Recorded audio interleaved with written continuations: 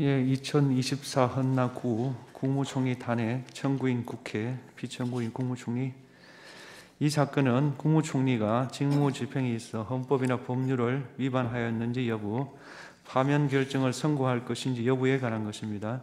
먼저 주문을 선고하고 적법 요건에 대한 판단, 재판관 4인의 기각의견의 요지는 김영도 재판관께서, 재판관 1인의 기각의견의 요지는 김복형 재판관께서, 재판관 1인의 인용 의견의 요지는 정계선 재판관께서, 재판관 2인의 각하 의견의 요지는 조한창 재판관께서 설명하시겠습니다. 탄핵 사건이므로 선고 시각을 확인하겠습니다. 지금 시간은 주문, 이 사건 심판 청구를 기각한다. 먼저 적법 요건에 관한 법정 의견의 요지를 말씀드립니다.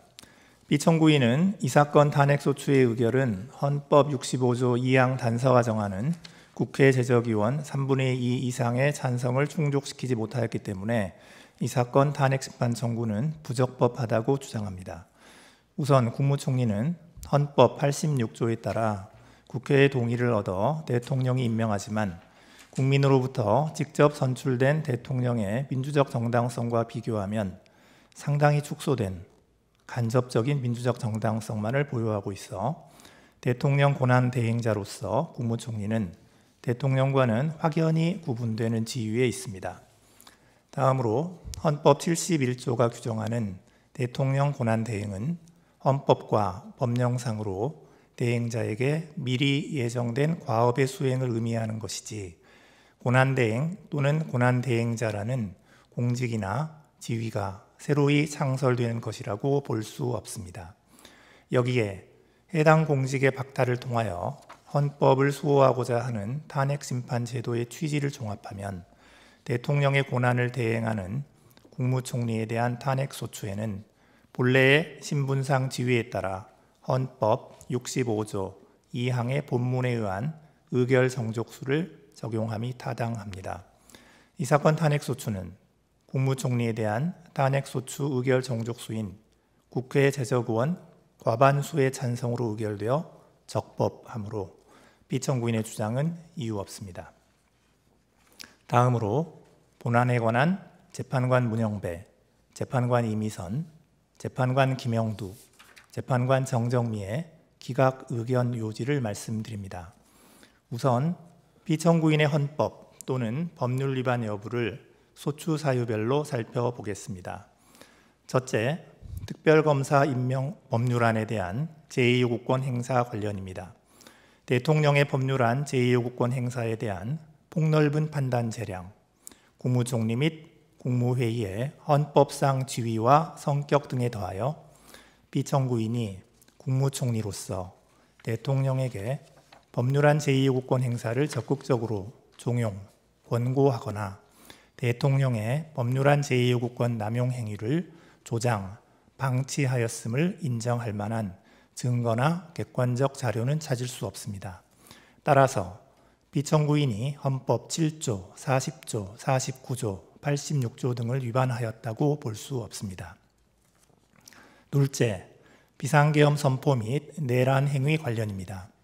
비청구인이 비상계엄 선포에 절차적 정당성을 부여하기 위하여 국무회의 소집을 건의하는 등의 적극적 행위를 하였거나 국회에 비상계엄 해제 요구 결의안 가결 이후 국무회의 소집을 건의하지 않았다는 등의 소추 관련 사실을 인정할 만한 증거나 객관적 자료는 찾을 수 없습니다.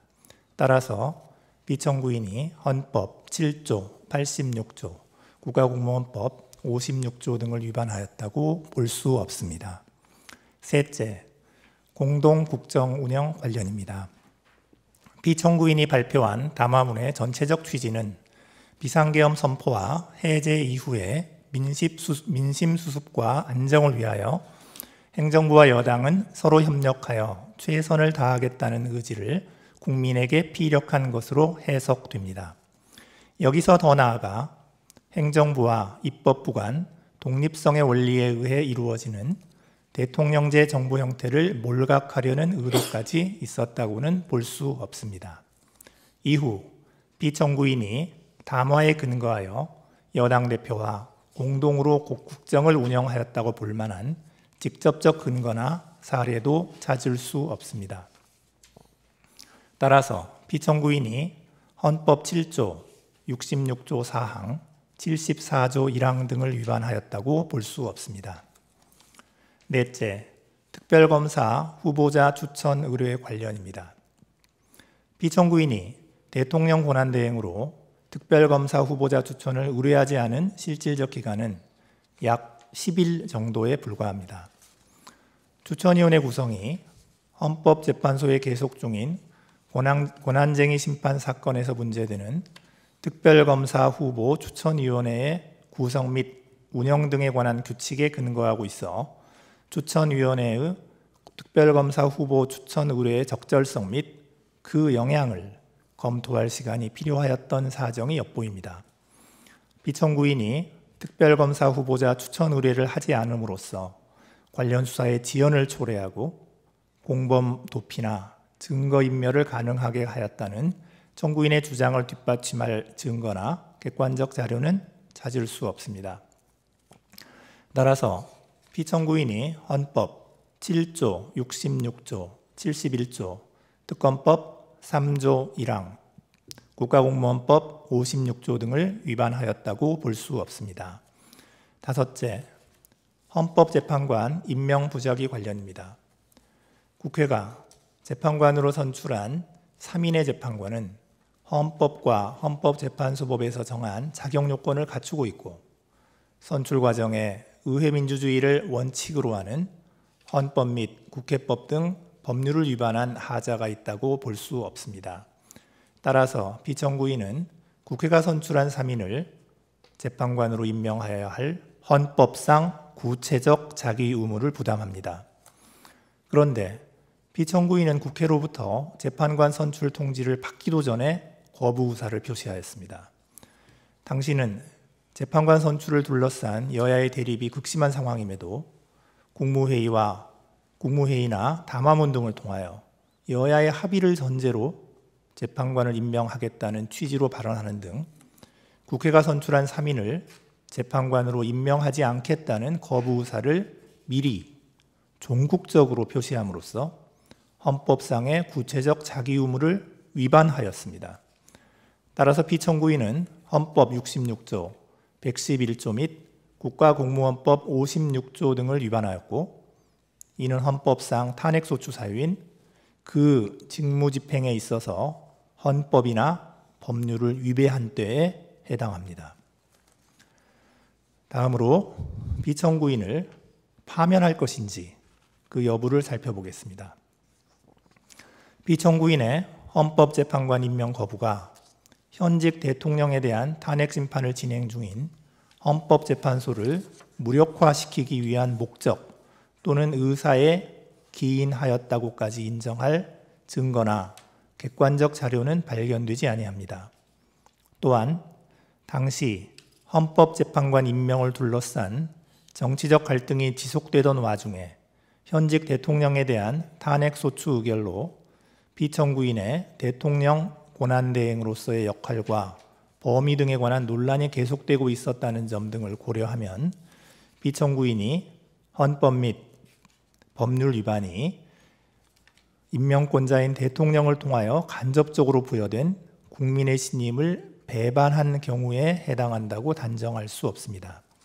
따라서 피청구인에 대한 파면 결정을 정당화하는 사유가 존재한다고까지는 볼 수 없습니다. 이상입니다. 재판관 김복형의 기각 의견 요지를 말씀드리겠습니다. 저는 특별검사 임명 법률안에 대한 저희 요구권 행사, 비상계엄 선포 및 내란 행위, 공동국정 운영, 특별검사 후보자 추천 의뢰와 관련하여 피청구인의 헌법 또는 법률 위반을 인정할 수 없다는 재판관 문영배, 재판관 이미선, 재판관 김영두, 재판관 정정미의 기각 의견에 동의합니다. 다만 이 사건 소추 사실 중 피청구인의 헌법재판관 임명 부작위와 관련하여서도 피청구인의 헌법 또는 법률 위반을 인정할 수 없다고 생각합니다. 그 이유는 다음과 같습니다. 헌법재판관 임명권 행사에 있어 대통령의 자기 의무가 있더라도 국회 선출 재판관을 선출한 후 즉시 임명해야 할 의무가 있다고 보기는 어렵습니다. 대통령의 헌법재판관 임명 권한의 행사 기한은 국회 선출 재판관이 헌법과 헌법재판소법이 정하는 자격 요건을 구비하였는지 여부나 선출 과정에서 헌법 및 국회법 등 법률을 위반한 하자가 있는지 여부 등을 신중하게 확인하고 검토할 시간 등을 고려한 상당한 기간 내라고 해석하는 것이 타당합니다. 피청구인의 구체적인 자기 의무는 피청구인이 국회로부터 재판관 선출 통지를 받은 이후 비로소 발생하는데, 피청구인의 국무회의나 담화문의 발언은 재판관 선출을 둘러싼 여야의 대립이 극심한 상황이었던 점을 감안하더라도 재판관 선출 경위나 재판관 선출 통지 후 피청구인에 대한 탄핵 소추안이 가결될 때까지 피청구인이 국회 선출 3인을 재판관으로 임명하지 않겠다는 거부 의사를 밝힌 적은 없는 점 등에 비추어 국회 선출 3인을 재판관으로 임명하지 않겠다는 거부 의사를 미리 종국적으로 표시한 것으로 볼 수는 없습니다. 2024년 12월 26일 14시 56분경 국회에서 3인의 재판관에 대한 선출안이 가결된 후 대통령을 수신자로 하여 헌법재판관 선출을 통지한 다음 날인 2024년 12월 27일 16시 37분경 피청구인에 대한 탄핵 소추안이 가결된 경위 등에 비추어 재판관의 자격 요건 구비나 선출 과정에서의 헌법 및 국회법 등 위반 여부를 검토할 상당한 기간이 경과하였다고 단정하기 어렵습니다. 따라서 피청구인의 헌법재판관 임명 부작위가 헌법 66조, 111조 및 국가공무원법 56조 등을 위반하였다고 볼 수 없습니다. 이상입니다. 재판관 정계선의 인용의견 요지를 말씀드리겠습니다. 저는 특별검사 임명 법률안에 대한 제2요구권 행사, 비상계엄 선포 및 내란 행위, 공동 국정운영과 관련하여 피청구인의 헌법 또는 법률 위반을 인정할 수 없지만 헌법재판관 임명 부작위와 관련하여 피청구인의 헌법 또는 법률 위반이 인정된다는 재판관 문형배, 재판관 이미선, 재판관 김형두, 재판관 정정미의 기각 의견에 동의합니다. 다만 특별검사 후보자 추천 의뢰와 관련하여서도 피청구인의 헌법 또는 법률 위반이 인정되고 피청구인의 헌법재판관 임명 부작위 및 특별검사 후보자 추천 의뢰와 관련된 헌법 또는 법률 위반의 정도가 피청구인의 파면을 정당화할 수 있을 정도로 중대하다고 생각합니다. 그 이유는 다음과 같습니다. 먼저 특별검사 후보자 추천 의뢰와 관련한 피청구인의 헌법 또는 법률 위반 여부를 살펴봅니다. 대통령의 특별검사 후보자 추천 의뢰는 특별검사 임명 절차의 첫 번째 단계로 특별검사 후보자 추천 의뢰를 지연하면 수사 대상 사건 발생 시 곧바로 특별검사를 임명하여 최대한 공정하고 효율적인 수사를 보장하기 위한 특검법의 제정 이유를 몰각시킬 우려가 있습니다. 그럼에도 피청구인은 대통령의 권한을 대행하기 시작한 때부터 피청구인에 대한 탄핵소추안이 의결되어 직무가 정지된 때까지 추천위원회에 특별검사 후보자 추천을 의뢰하지 않았습니다. 피청구인은 이 사건 추천위원회는 헌법재판소에 계속 중인 권한쟁의 심판 사건에서 문제되고 있는 개정 규칙 조항을 근거로 구성된 것이므로 특별검사 후보자 추천 의뢰를 하지 않은 것에 정당한 사유가 있다고 주장합니다. 하지만 당시 피청구인이 위와 같은 사유를 검토하느라 추천 의뢰를 하지 않았다고 인정할 증거가 없을 뿐더러 개정 규칙 조항의 위헌성 여부는 헌법재판소의 심사를 통해 판단될 사항으로 피청구인으로서는 헌법재판소에 의하여 위헌성이 확인될 때까지는 이를 존중하고 집행하기 위한 모든 노력을 다하여야 합니다. 피청구인이 헌법재판소의 판단이 내려지기도 전에 그 위헌성을 미리 예단하여 특검법에 명시된 법적 의무를 이행하지 않은 것에 정당한 사유가 있다고 보기 어렵습니다. 따라서 피청구인이 대통령 권한을 대행하면서 추천위원회에 특별검사 후보자 추천을 의뢰하지 않은 것은 특검법 3조 1항은 물론 헌법 7조 1항, 66조, 국가공무원법 56조 등에 위반됩니다. 다음으로 피청구인을 파면할 것인지 여부에 관하여 살펴봅니다. 피청구인이 특별검사 후보자 추천을 의뢰하지 않음으로써 특검법이 규정한 특별검사 임명 절차는 중단되었습니다. 이는 신속 공정하면서 효율적인 수사를 통하여 사회적 혼란을 수습하고 법 질서를 회복하고자 하는 특검법의 목적을 심각하게 저해하고 현재까지도 비상계엄과 관련된 사건에 대한 수사권 여부 논란으로 혼란과 갈등은 증폭되고 있습니다. 피청구인은 국회가 선출한 재판관 3인의 임명을 거부하면서 여야의 합의를 임명의 전제로 내세워 마치 여소야대의 정치 상황에서 소수의 절차적 보호를 통한 실질적 대의제의 실현을 강조하는 듯한 발언을 하였지만 실상은 헌법재판소가 대통령에 대한 탄핵심판 사건을 심리하게 되자 당시 6인 체제로 운영되어 심리 정족수조차 충족하지 못하고 남은 6인의 재판관 중 2인도 임기 만료로 퇴임이 예정된 헌법재판소의 내부적 상황을 이용하여 대통령에 대한 탄핵심판 사건 진행을 지연시키거나 방해하고자 하는 일각의 의사를 고려한 것으로 이는 피청구인이 형식적 명분으로 내세우는 여야의 합의나 실질적 대의제 실현이 아닌 소수 여당의 의도나 계획에 부합하는 일방적인 국정 운영이라 할 것입니다.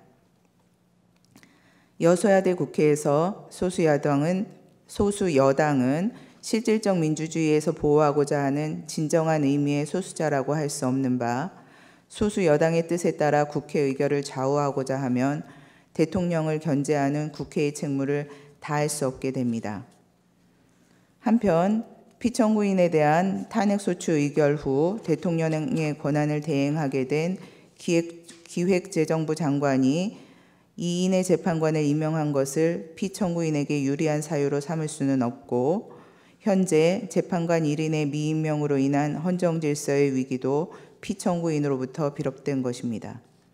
종합적으로 피청구인은 대통령의 권한을 대행하는 국무총리로서 대통령의 직무정지라는 상황에서 불필요한 논란을 최소화하고 국가적 혼란을 신속하게 수습하여야 할 의무가 있음에도 불구하고 오히려 위와 같은 헌법 및 법률 위반 행위로 인하여 논란을 증폭시키고 혼란을 가중시켰으며 헌법재판소가 담당하는 정상적인 역할과 기능마저 제대로 작동할 수 없게 만드는 헌법적 위기 상황을 초래하는 등 그 위반의 정도가 파면을 정당화할 수 있을 정도로 중대합니다.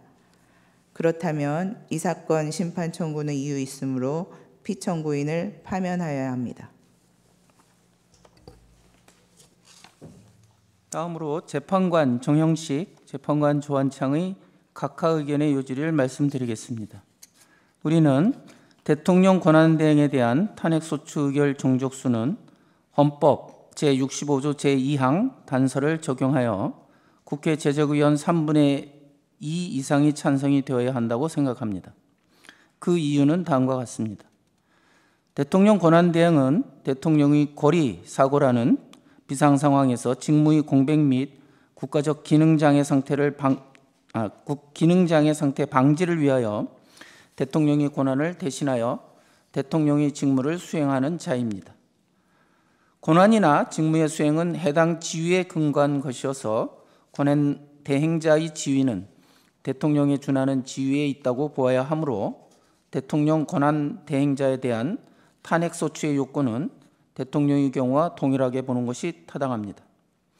더욱이 이 사건과 같이 대통령 권한대행에 대한 탄핵소추 사유에 국무총리로서의 직무집행에 대한 탄핵소추 사유가 함께 포섭되어 판단되는 경우 탄핵소추의 신중한 행사를 위하여 헌법 제65조 제2항 단서에 따른 가중의결 종족수 국회 제적의원 3분의 2 이상의 찬성을 적용함이 타당합니다. 특히 대통령 권한대행 체제는 대통령의 권리 사고라는 국가적 비상사태에서 도입되는 체제이므로 국가적 혼란 발생의 방지 등을 위하여 탄핵제도의 남용을 방지할 필요성이 더욱 크며 헌법상 국무총리는 국민이 직접 선출한 대통령이 국민이 대표 기관인 국회의 동의를 얻어 임명하도록 되어 있어 그 민주적 정당성의 비중이나 헌법상 지위의 중요성이 결코 작다고 볼 수 없습니다. 따라서 대통령 권한대행 중인 국무총리에 대한 탄핵소추에 대하여는 헌법 제65조 제2항 단서에 따른 가중의결 정족수 요건이 적용되어야 합니다. 그렇다면 청구인이 국회 제적의원 과반수의 찬성만으로 피청구인에 대한 탄핵소추안을 의결하였으므로 이 사건 탄핵심판 청구는 헌법이 규정한 탄핵소추 의결 정족수를 충족하지 못하여 부적법하다고 할 것입니다. 이상입니다. 네, 오늘 선고를 마치겠습니다.